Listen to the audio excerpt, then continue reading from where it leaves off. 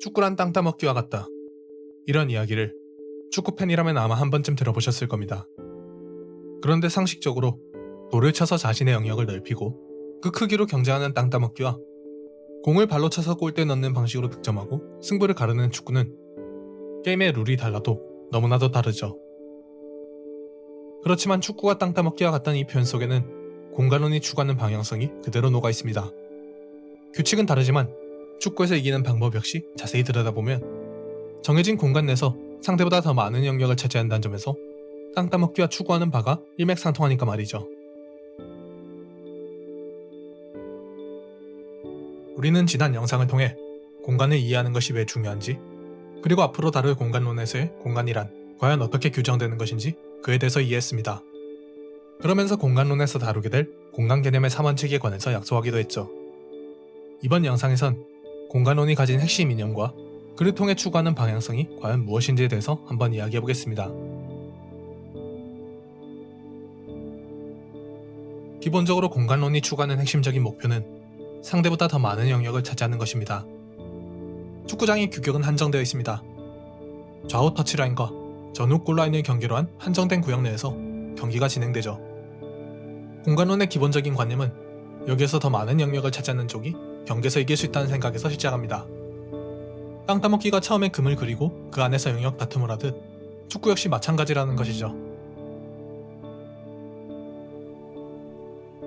앞선 영상에서 한번 이야기하였듯 공간이 가진 가치는 결코 평면적이지 않습니다. 일반적으로 측면보다 중앙이 더 가치 있고 상대 진영보다 아군 진영이 더 가치 있죠. 그래서 선수를 배치시켜 공간을 메우는 감독 입장에서 가장 우선하여 채우는 영역은 당연히 아군 지역의 중앙입니다. 상대에게 완전히 주도권을 내준 경기 상황에서 중앙 낮은 위치의 선수들을 밀집시키는 것이 바로 그 증거이죠. 이 공간에 대한 대비가 충분히 안정적이라고 느낀 상황에서만 감독들은 그제야 선수들을 전진시켜 보다 덜 중요한 공간까지 자신들의 영역으로 끌어들일 수 있습니다. 그런데 축구장은 한정된 공간이기에 양 팀이 이렇게 서로 공간을 자신들의 진영에서부터 조금씩 확장해 나오기 시작한다면 필연적으로 중원에서 경합이 발생하게 됩니다.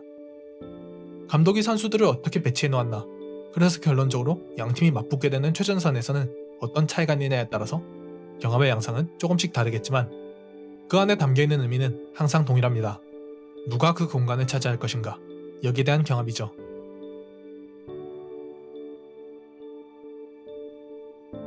그리고 일반적으로 그 경합에서 승리하는 쪽은 공을 가지고 경기를 주도하는 팀일 것입니다. 공을 가진 팀이 목표하는 것은 최종적으로 그 공을 상대 골문으로 집어넣는 것이고, 공을 가지지 못한 팀이 목표하는 것은 상대가 그렇게 하지 못하도록 막으면서 공의 소유권을 빼앗는 것입니다.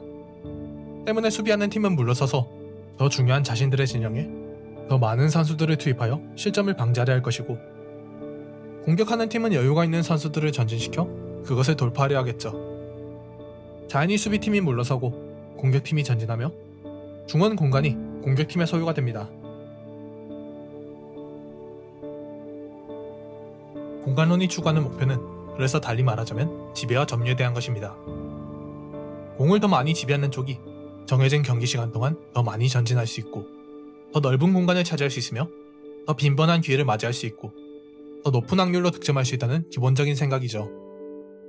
그리하여 그러한 지배 구조를 더 안정적으로 형성하기 위해서 상대의 상황에 맞게, 우리 선수들의 능력에 맞게 공간을 배분하고자 시도하는 것, 그것이 공간론의 핵심입니다. 그런데 이런 철학은 단순히 공간론에서만 통용되는 것이 아니라 사실 현대 축구 전술의 핵심적 관념과도 맞닿아 있습니다. 일반적으로 현대 축구 전술이라고 표현할 때 그것이 가리키는 대상인 토털 풋볼은 기본적으로 지배와 점유에 대한 철학입니다. 공을 중심으로 한 작은 단위의 공간에 더 많은 선수를 투입하여 계속해서 수적 우위를 확보하는 것, 그것이 토털 풋볼의 가장 기초적인 생각이죠. 즉, 토털 풋볼 역시 공 주위의 작은 공간에 주목했다는 점에서 알 수 있듯 본질적으로 공간론의 한 갈래인 것입니다. 당연히 그 토털 풋볼에서 파생된 다양한 철학들이 기본이 되는 대부분의 현대 축구 전술들은 모두 크고 작게나마 이 공간론에 그 뿌리를 두고 있죠. 대표적인 분류인 크루이프즘과 사키즘에 대해서 살펴보도록 하죠. 과거 5분 전술 첫 영상에서 크루이프즘과 사키즘의 차이점에 대해서 정리했듯 크루이프즘과 사키즘은 토탈 풋볼의 발전항이라는 점에서 서로 대립하는 개념이 아니지만 크루이프즘은 시간적 유한성에 사키즘은 공간적 유한성에 주목해 토탈 풋볼의 지배구조를 유지하려 했다는 점에서 그 차이가 있었습니다. 크루이프는 축구가 90분의 정해진 시간 동안 치러지는 경기라는 점에서 착안하여 상대보다 더 오랜 시간 볼을 점유하면 경기에서 이길 수 있다는 생각을 가지고 있었고, 그래서 패스와 볼 점유, 탈압박에 기초한 축구를 구현했습니다. 반면에 사키는 축구장의 규격이 정해져 있으니 상대의 골문에 가까운 지점에서 경기를 풀어낼 수 있다면 경기에서 이길 수 있다는 생각을 갖고 있었죠. 그래서 4-4-2 체제를 통한 체계적인 압박 형태를 고안하여 강한 전방 압박과 짧은 거리 역습으로 대변되는 축구를 구현하였습니다.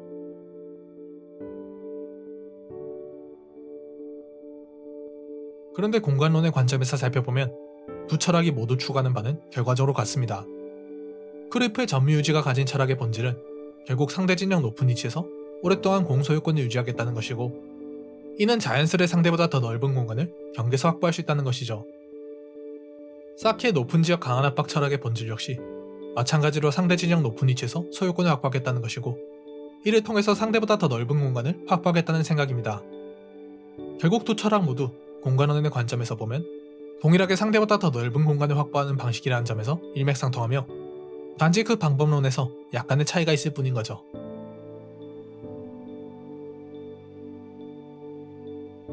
그래서 현대 축구는 땅 따먹기와 결코 다르지 않은 것입니다.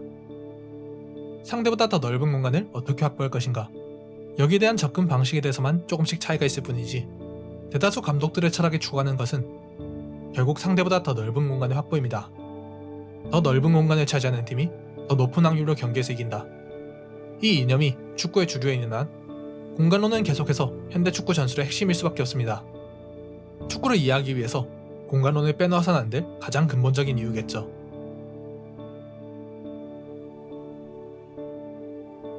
다음 영상에선 그렇다면 공간론이 어떻게 지배구조를 형성하려 하는지, 그 본격적인 논의에 들어가기 앞서 공간을 구체적으로 어떻게 나누고 할당하는지에 대해서 들론의 삼각 분할과 보르노이 다각형이라는 공간의 기하학적 이해 도구들을 이론적 차원에서 한번 소개해보도록 하겠습니다.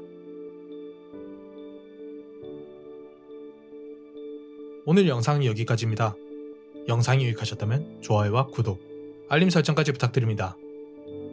다음번엔 더 알찬 전술 이야기로 돌아오겠습니다. 시청해주셔서 감사드리며 다음 영상에서 뵙겠습니다.